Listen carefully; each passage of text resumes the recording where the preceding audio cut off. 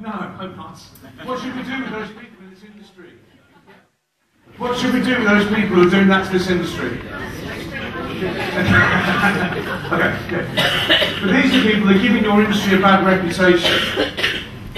They're not helping you. They believe they've got to sell on price, stack it high and sell it cheap. Do people buy on price? Okay. Every industry, we work with clients. We live just north of Strasbourg, over in France. Work with clients in Luxembourg, 9 countries all over the world. I recognise your Facebook. Congratulations on the birth of your child. Welcome. So we connected. I did your message, didn't I? Yeah, excellent. Congratulations. Sorry. Every industry that we deal with, when I say to them to start off with, how do people buy in your industry? They'll go, well, our industry is special and unique. Everybody buys on price in this industry. It's a price-driven business, from double glazing to insurance to transport. It's not true. People only buy on price if we let them. If you don't think you're attractive, they will screw you on price. If I lined up 10 driving instructors of similar level of qualifications against the wall, how would I know which one to choose to teach me or my son, my daughter, how to drive? How would I choose between you? How would I choose? Recommendation, absolutely. What else? What would tell you? Sex? Well, you give sex with £9 now, you go. Sex. That is one hell of an offer. I wouldn't recommend doing that. Because you're bound to go off the right, you know. I've got sex in there so far. Religion next. Listen. Here's the thing. If I can't taste the difference or tell the difference between you, there's no I'd be recommended to you. If I can't tell the difference between you, what will I hammer you down on? Price. The challenge you have in this industry, in my view, and all industries, is not the fact you're not great at what you do, it's the fact that I don't know how to tell the difference between you. Because I don't know what it takes to be a great driving instructor. As a buyer, on the outside looking in, I don't know who to choose. On Wednesday and Thursday, I'm doing my motorbike test in the UK. I'm going to get a UK licence, and it's a long story. I found a riding school. How did I choose a riding school for me to go and do my riding test? How did I choose the instructor for that? Website. No! Price. Even if I did, I'm not going to say that, am I? There's price. £9 for 5 hours, and there's 3 seconds. I contacted 5 on the internet. We're based down just south of Luxembourg. On the internet, contacted 5. I don't know what I'm looking for, do I? I just want to have my licence, all I want to have a look at. Contacted the first one. I phoned them up, it wasn't answered. It was just, the message said, your call is valuable to us, but we can't be asked to be on the phone to talk to you. Please leave a message and we'll call you back. What happened? Nothing. Nothing. Nothing at all. Second one, the wrong number on the internet. Third one, I spoke to them. Well, he's not here today, he can't help you. Can you phone back tomorrow? No, I can't. I said to her, I'm in France. She said, well, we don't speak French. Well, I'm speaking English to her anyway, so the final one, or the fourth one out of the 5, when I spoke, they answered the phone professionally. I spoke to somebody who knew what they were doing. I told him what I was after. I had a US license, not a UK license. It's quite complicated, yet we can help you with that. And at the end of the conversation, he closed me, and I gave him my credit card details, and I spent over €800, about 50 quid now in exchange rate, for my 2 days plus test plus. I didn't buy on price. If they're all the same, however, what have I done? Bought on price, gone back and gone to the cheapest one. I can't taste the difference. So watch out for these guys. These will screw your industry in every sector. The middle group, the average, the medium ones, the average earnings. What's the average earnings in this industry? Not enough is the answer. Yeah, not enough. Whatever the means, that. Another name for this group is mediocre. Because they set the average. Oh, you can't do more than 30 grand in this business. You can't do more than 40. You can't charge more than £22 an hour. How much do they charge in Luxembourg for a driving lesson, do you think? €75 for a driving lesson, 1 hour. And you have to have 20 by law. How cool is that? Who wants to go to Luxembourg with us when we come here? Different market. We need to be here. You guys need to be here, the top end of the market. There are 46,500 driving instructors out there. The Marc's concerned, they all turned up with the hand in the stadium, not in the room here. You guys, by definition, are here already. The top end of the market, because you're open to new ideas, you've shown up, you're already at the top end. Now whether your income reflects that, I don't know, but the mindset is the key to start off with. So what I'm going to go through some ideas I hope you can take away with you. You can say, okay, how do I retain and remain in the Group 3 sector? Group 1 sucks. Avoid, okay? You don't want to talk to them, you don't want to be with them, they're just going to bring the industry down. The guy and gals in the middle over here, Group 2, they're not really pushing it forwards. You guys are the trendsetters. Can you double your income next year? Yeah, of course you can. If I typed into Google driving instructor UK, I got about 4.5 million results turn up. It's like, wow, that's 4.5 million of you guys. If I type in business coach, which I am, into the UK, how many results do I get? So one. That's 17 million. My industry is like yours.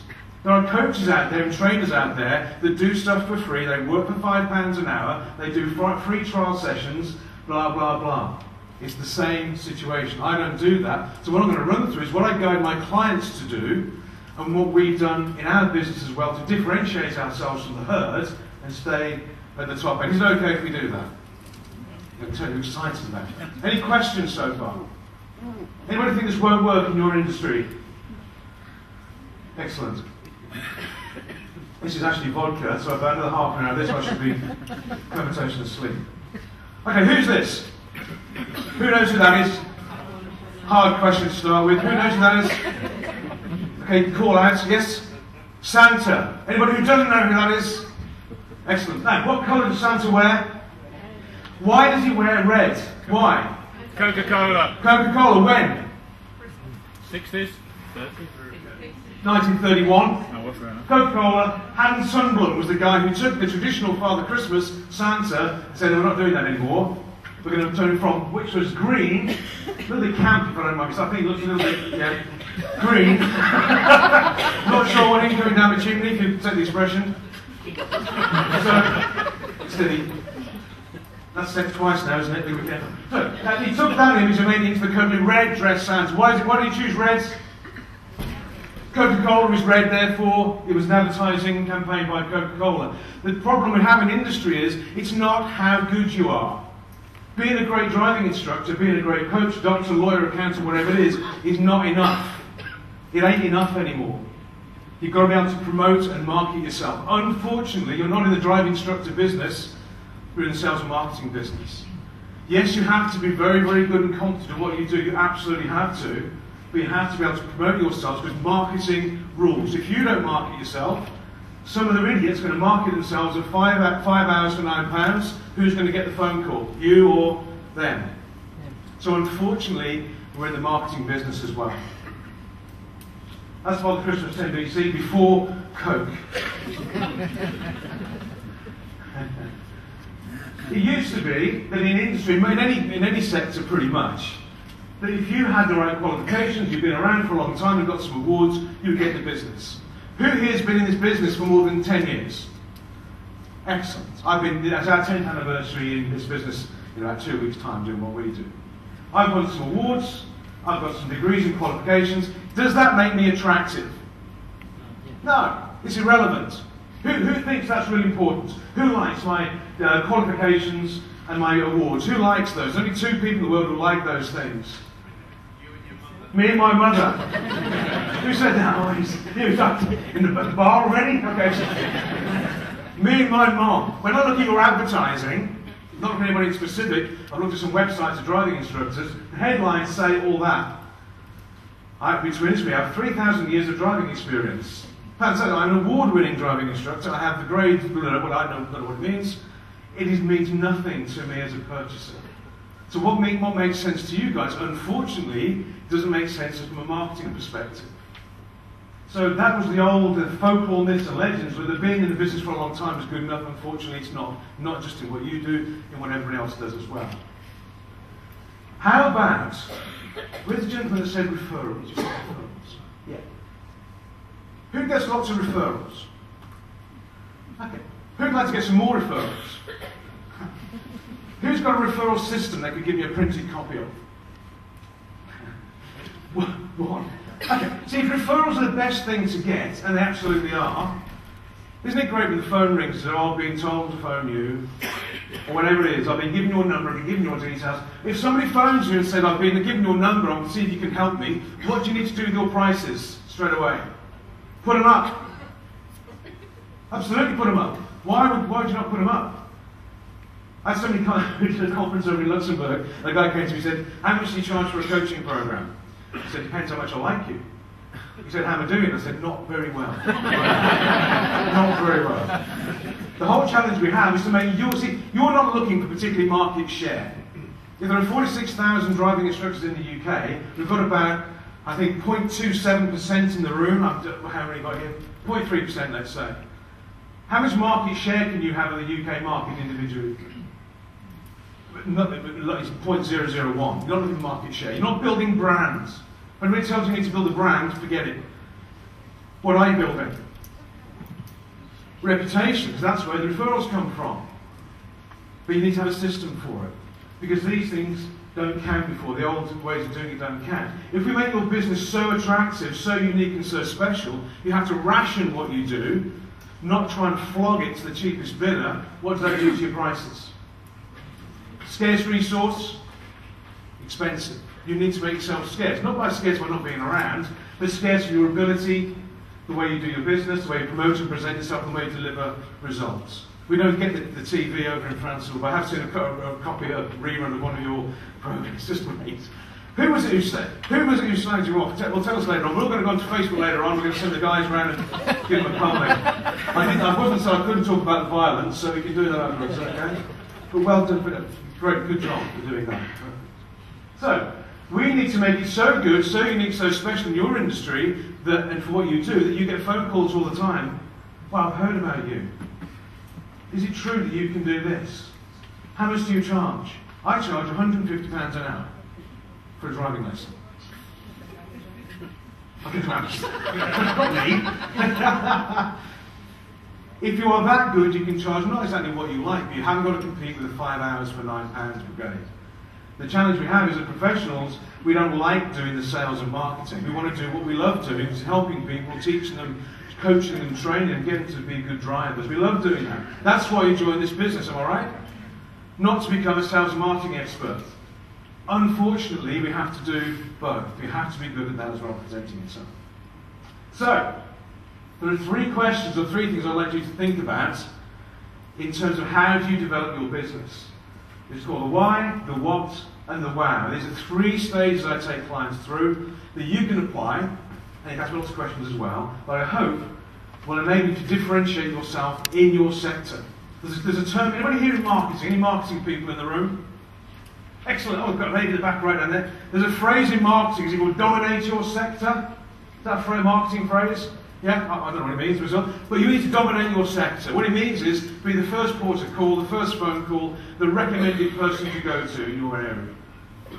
If you can do that, then you'll get more leads and put your prices up as well. So, the why. This is my why. I'm going to tell you this a little bit, because this is what we do in our business. Can you see the screen? Sorry guys, I'm being a bit behind the screen, okay? It's a shop. Picture taken in 1910. It's our family business. See my name's on the shop, D. Holland.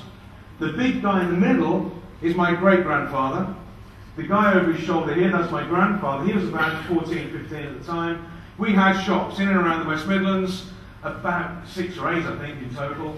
That was a family business. Well, all our family photographs were like that. Because I worked in the shop from the age of 4 and 6, and off we went. Every photograph was that. 1979, I assumed I was going to inherit the business. Go into the shop with my dad, run the business, and life would be good. What happened to the retail high street businesses in 1979? They started to go down. A lovely organisation called Carrefour turned up at Minworth in Birmingham. Who remembers Carrefour turning up? Yeah, bastards. Hey. They wiped us out. That business went down within about 2 years. All those stores had gone. 200-year history. Wiped out. I ended up sleeping rough in London, living on trains, going to charity shops, trying to get myself back up into a job that I'd never had. How hard would you work at school if you thought you were going to inherit a business? Not very hard. I could drive any vehicle backwards, I could reverse it into any truck bed could see, there's the whole thing. So the reason I do what I do is because I know what happens when a business falls over. I know most people in business don't know what they're doing when it comes down to marketing and selling and building and growing their business. And it's a real shame. I told my dad that. He said to me, he passed away 2.5 years ago, how bless him. He said to me, doing what I do, he said, could I have helped him in his business? I could, if he'd have listened, but perhaps he wouldn't. He said, what did we do wrong, do you think? He was okay, he sold the property, not the businesses. I said to him, you didn't know what you were doing. He didn't know what he didn't know, bless him. We had contracts going back to 1853 to the Crimean War. We had contracts going back to when Napoleon was retreating from Moscow. Long-term business. That's why I do what I do. Are you clear on why you do what you do? When you meet somebody who's married, long-term relationship, partnership, okay, when you met your partner, what attracted you to them? Was it price? Don't make any points. Did you ask, when you met your partner, did you buy or get into logically? Did you go logically into that relationship? No. Did you ask for testimonials from previous boyfriends, husbands, wives? Did you take him for a test drive first to make sure that he was okay? I remember the chairman, I was working in the packaging industry some years ago. The chairman took me out for dinner just after we got married. It was back in 1986. And he said to me, we had dinner, I was very nervous. He said to me, tell me, does your wife work? I said, yes. But I did try her out before we got married to make sure. And he didn't find it funny at all. And I thought that's quite hilarious. There's a lady called Julia Butterfly Hill. She's American, but we can tell by the clues in the name. We used to live, we took our business over to Las Vegas, based out of Nevada, which is close to California. Anybody been to Las Vegas? Yeah, all the guys. Why don't the girls go to Las Vegas? Okay. Which hotel did you stay in? Caesar Palace. Excellent. I'll tell you some stories about Caesar Palace. We lived over there for a number of years. In Northern California, you have the giant sequoia redwood trees. Beautiful, hundreds of feet high, thousands of years old. Protected species. You cannot cut these things down because they're protected. One woman running through on a jog running through the forest, there's a big cross, it has to be blue, right? Sprayed on the side of the tree. What does that mean? It's not the Debenham sale. What does that mean? You see, you're going to cut it down. And she said, well, that's not right. This is the tallest tree in the forest. It was so tall, it's called Luna, because it was reaching to the sky. He said, you're not cutting that tree down. She climbed the tree, it's 1992, she climbed the tree and built it up on a little platform, and she sat up in the tree, 200-300 foot up. She said, I'm not coming down until you lot, the lumber companies, who are cutting all the trees down and napalming the ground so you couldn't grow anything there afterwards, and building golf courses. Welcome to America. She said, I'm not going to come down until you lot agree not to cut the tree down. Now, if that was you, okay, you're on a job, you see a tree going to be cut down, you go, I'm not going to let that be cut down, you climb it, and you sit up here, and you sit on your branch, you go, right, you guys, you're not cutting this down. Question, how long would you stay up there for? About 3 seconds. Until lunchtime, till tea. Okay, but how long would you think you'd stay up there if you could climb it? As long as it took. Okay, now if that was a day or a week, would you stay up there for a day or a week? It depends how passionate you were about it. She stayed up there for 107 weeks. That's right. Serious tree hugging issues, you know. 107 now. She had friends passing her food and bags, and the waste came down, and it was sort of, there was help there for her. But 107 weeks. And what she says, when she came down, she wrote a book. The book is called Saving Luna. And what she says to people now is, when you're in business or doing anything with passion, she will ask you, what is your tree? What are you fighting for? What's your non-negotiable goal in this business? Because you're not in this business just to make money, are you? I've seen the average sales figures, gang. But it's not just about the money, is it? It's not just about the money. There's a reason you do what you do. What's the most attractive thing about you? What you earn, or why you live, and how you contribute? What's the most attractive thing? The money? Or your passion and your lifestyle and what you want to contribute towards the world? I wouldn't tell people these stories. My first ever job was a getaway driving job in the east of London. Who remembers driving TR6? Yeah, it's not fast, is it? No. It was yellow as well, the canary yellow one. Not the best choice of getaway car. Slow and bright. You don't want to do that sort of thing. I wouldn't tell those stories for a number of years, and I told the stories in one of the books, and people said, wow, this is great. Not about the business that we run, but about the stories that we tell and why we do what we do. Who has a real passion for this business? Absolutely. Who's got some real vision? Who's got a purpose? They want to actually come and build something significant and help people and make a contribution to this industry and the greater good as well. Absolutely. If I look on your website, does it say that? If I find you on LinkedIn, Facebook and video, or you're on YouTube, can I find you going, you know what, the reason I do this is because I have a real passion about this. Can I find that about you? If that's the most attractive thing about you, let it out. Discover what it is first and let it out. That's worth more than, was it £9 for 5 hours? Discover what it is. That's your why, your purpose. It's the most attractive thing about you, and it will differentiate from the rest of the market. What do you do? Are you all good, competent, qualified driving instructors? Yes. That's a given, okay? That's not good enough anymore. Are you also good at marketing, bless you? Are you also good at marketing yourselves? Who loves marketing and sales?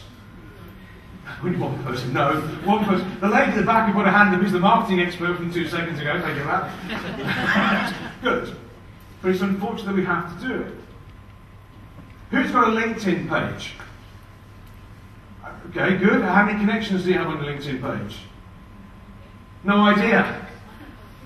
I don't know what to do with it. Excellent. Okay. Facebook. Who's got a Facebook account? Good. How many friends on Facebook do you have that you've never met? About 60. 60 people on Facebook. Who's got a YouTube TV channel where you've got you on interview and they're showing you, you've been talking about what you do, how you do it? Go on. Yeah. How many videos? Excellent. 20 videos on YouTube. Have you got your students who've just passed their test being interviewed saying how a rock star you are? This gal is just the best in the world, I'm so happy, it's just amazing, I love how they do this, I love how they do that. Do you have your students with testimonials? Good. Fabulous. Not on YouTube, where are they? Little... On Facebook, okay, great, we can find them. Who doesn't have LinkedIn, Facebook, YouTube, Pinterest? Who doesn't have those accounts with at least... You need to have at least a couple of thousand people on LinkedIn, 2,000 to 5,000 people on Facebook, 20, 30, 40 whatever videos on YouTube. Who's thinking, geez, I can't do that? Who's thinking, oh, that won't work in our business? No, you can't do that with your own instructors, you can't do that. Because unfortunately you have to, it doesn't take long.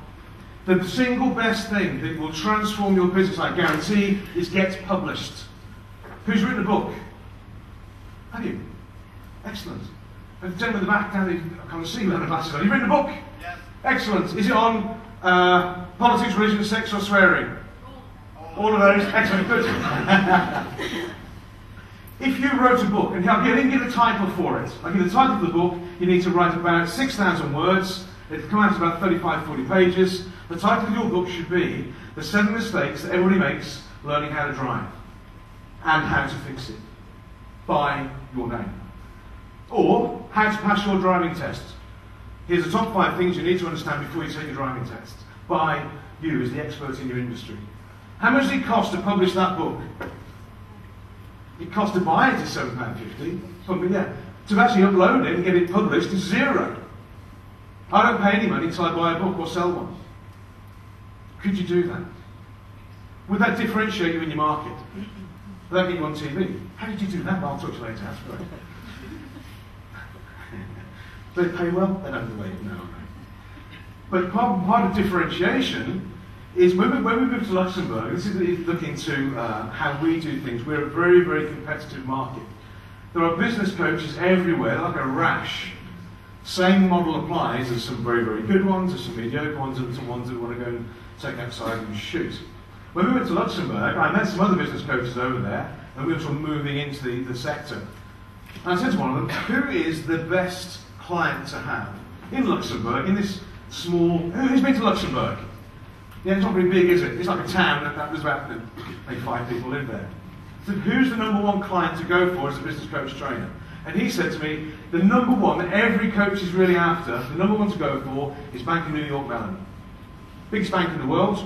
If you can get in with them, they will transform your business. He said, well, I've been trying for years to get in there. You've got no chance. What sector was he in that chart, do you think? First one. You've got to give it away, do it cheap. And the Bank of New York got a bit of cash. They've got all yours for a start. Cash is not an issue. They control and manage $26 trillion on investments. 26 trillion. I asked them, is it downstairs in the One of the guys came along to an event that I did about one of my books. Their managing director came along. So I've seen your book. I like your style. I like your style of what you do. You're different and unique. Can you come and meet with me and we'll talk about if you can come and do something with my team? How cool is that? When I had the lunch with him, he said, I want you to come and coach my team for the next 6 months. We're doing it again this year. When did price come up in the discussion, do you think? At the very end. And I said to him, listen, this is great. Well, this is what we'll do. He said, yeah, I love it. It sounds great. By the way, what are you going to charge me? It wasn't a question. He didn't come back and say, oh, and I can get that for £5,009. Can you get a business coach for £5,009? Yes or no? Yes, you can. Would you trust them? No. Would I trust a driving instructor who charges me £9 for 5 hours? No. All my kids, all my friends, I wouldn't pass them referrals and introductions as well. I would much prefer to pay £50 an hour, £100 an hour for somebody who's solid, competent, professional, gets results that I can trust. Because I don't buy off price. Unless you let me. Then I'll come back and jump on you. That's what it says to me. You started it. You started it. But the marketing, you have to be good at marketing, unfortunately. What's your brand, your reputation? How can I find you online? What's your why? How do you present yourself? Being on TV is great. That was a start. Being on radio, writing a book. Who does blogs, blog posts, regularly? Perfect, great. 1, 2, 3 people.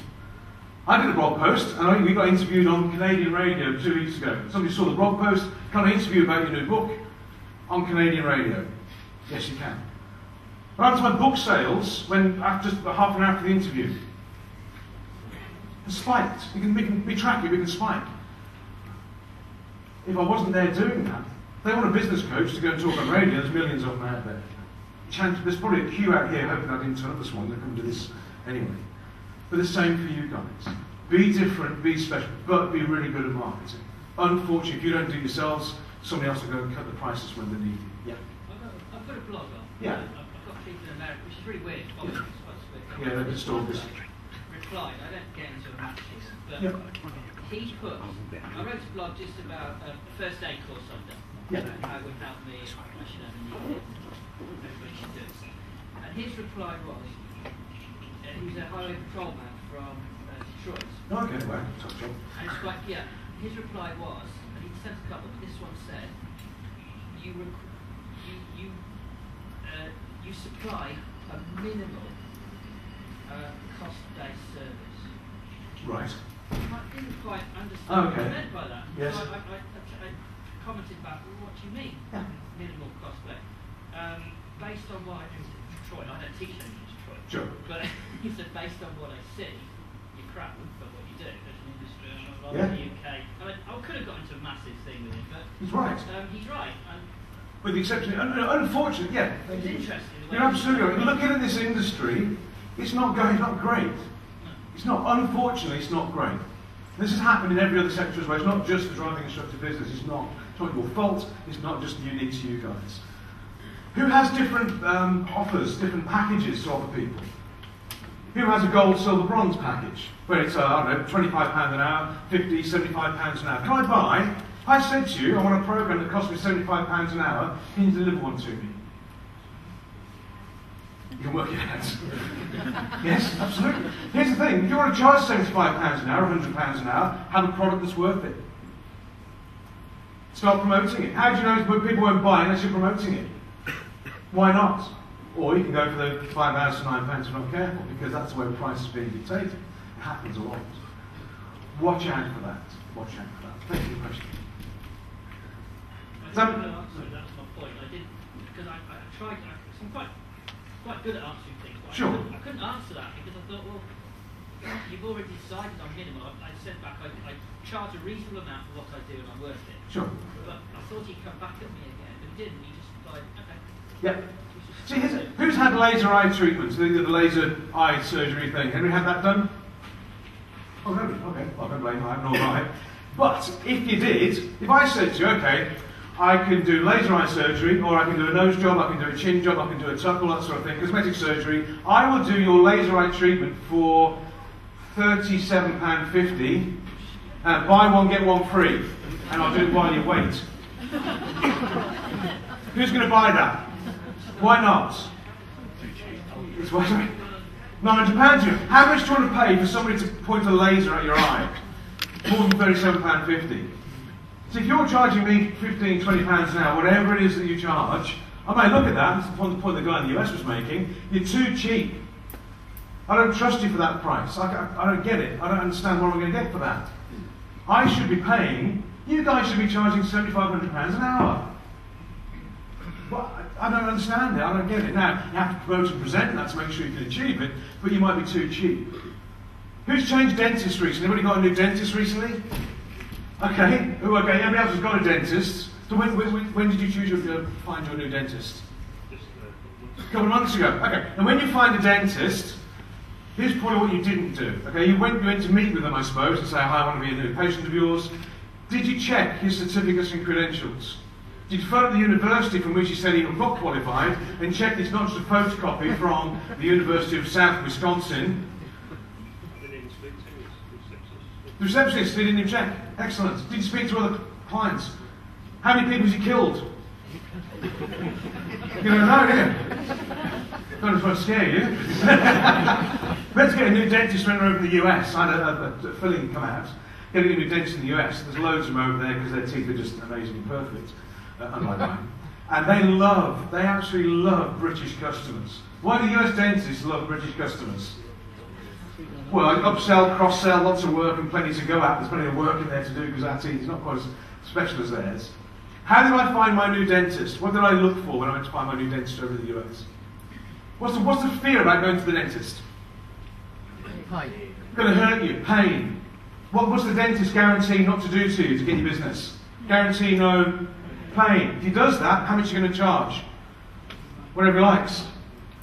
There's big boards. For those who've been to Las Vegas, you drive down the strip and you get down towards past the Bellagio, you can turn left at Flamingo. Big boards. They said dental treatment guaranteed no pain.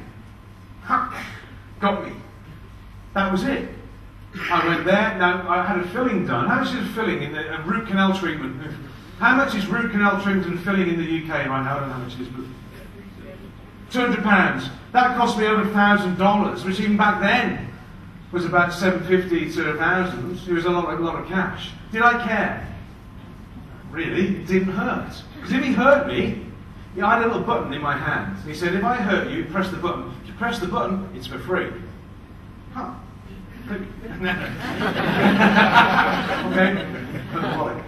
That was a guarantee. If I hurt you, it's for free. That's a very cool guarantee. Did I quibble on price? No. Now, I'm not suggesting you have that. Don't have a panic button with your drivers. Push the button, it's free. But the mindset is the same. If you're too cheap, people won't value you. There are people out there, the market, that bell curve represents you guys in your industry. It represents people's buying power in the market as well. Who's got some customers, I don't want their names, or clients, whatever you call them, or students? Who's got some students that you don't want? Yes. You've attracted them. See, if you sell cheap, you're going to get cheap customers. You don't want cheap customers. Give the cheap customers to the 5 hours for £9 type people. There are people out there that want to pay for the gold package. The one with the sex involved, apparently. I'll be good. If you don't offer it, they can't buy it. If I'm being taught how to drive, I want to learn how to drive. I want to go rallying. I want to go on the Le Mans circuit. I want to go around the Nürburgring.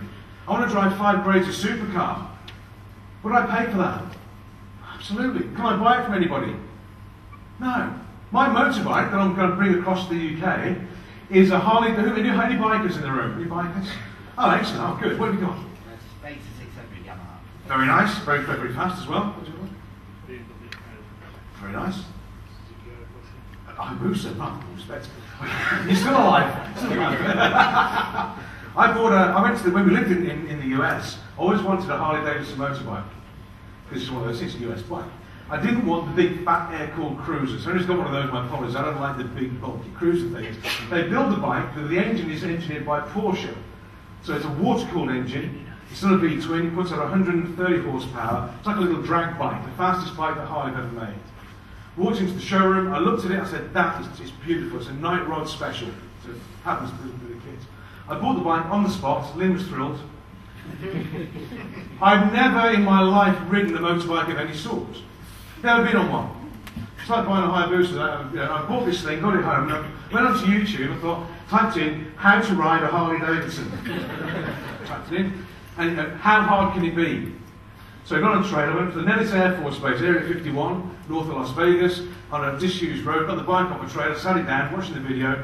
Right, so you got the clutch here, yeah, you got the gears, I've got it, and so you let the clutch out slow. How hard can it be? Jesus Christ, that's the religion now. It was just insane. I didn't kill myself, I learned myself a lesson, I've got to train that sort of thing. I don't buy on price. I wanted to have the bike, the lessons, they took us out on Harley Davidsons, Grand Canyon, the experience, was all included in the learning to drive experience in Las Vegas. There was no sex involved. That was a high-level act, I couldn't afford that. What I'm saying is, if you've only got a product that's worth £20 an hour, that's what it will sell. If you have a product and a service that's worth and valued more than that, and you value yourself more than that, you will find clients out there that will pay you more than that, because you are worth it. Does that make sense? You'll be stunned silence now. The wow factor. How do you have time? About 10 minutes. Excellent. We're 35 seconds ahead. When we lived in the US, there's an airline. Have anybody flown into Las Vegas or out into internal flights in the US? Okay, who did you fly with? Do you know? You talked to me. Okay, it could have been these guys. There's an airline in the US called Southwest Airlines. It's these guys. Southwest Airlines. This is their logo, their badge.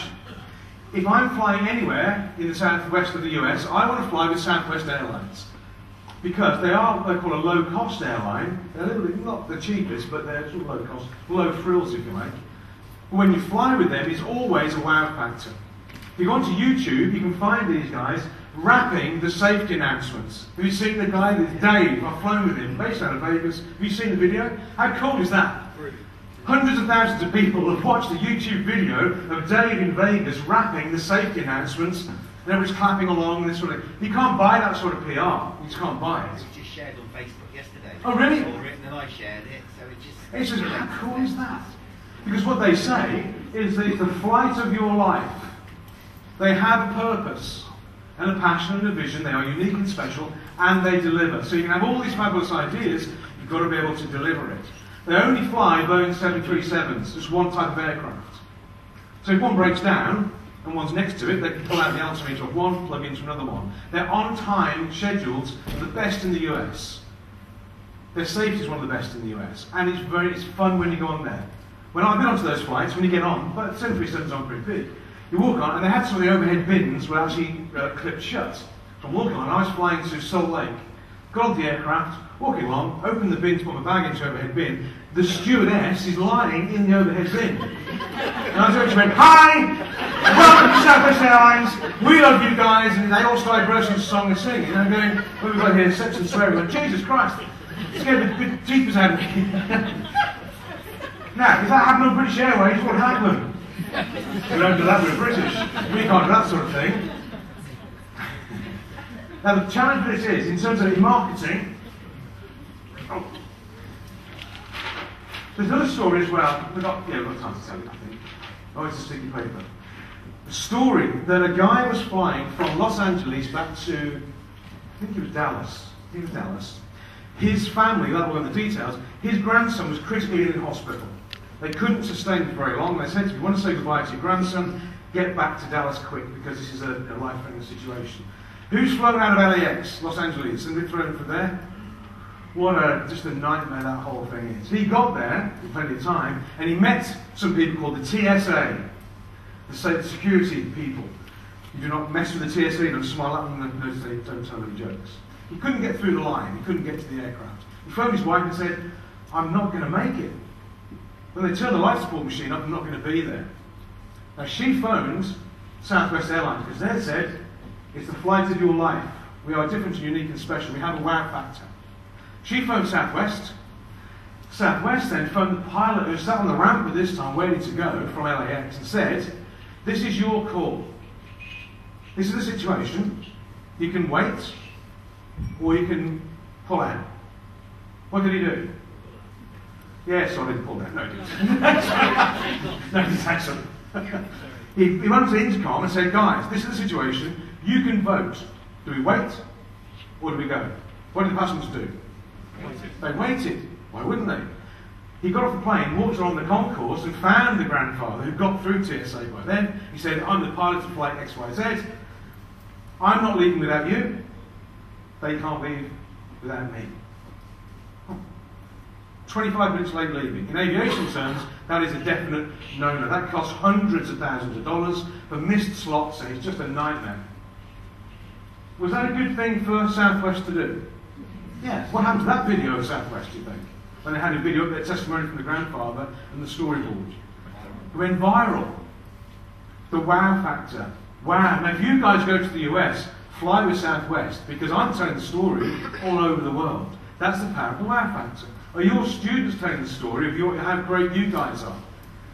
What are you doing to get your students to go, you know what, this is just fabulous. What is it you can, I don't know what it will be, that's the whole challenge. I don't know what it will be. But when we can find it, what is unique and special in the wow factor? So you have the why, your passion, your purpose, and your reason to do this. You put it through your marketing and you deliver it. There's the wow factor. Now when you've got all those three combined, then you don't need to start selling 5 hours for £9.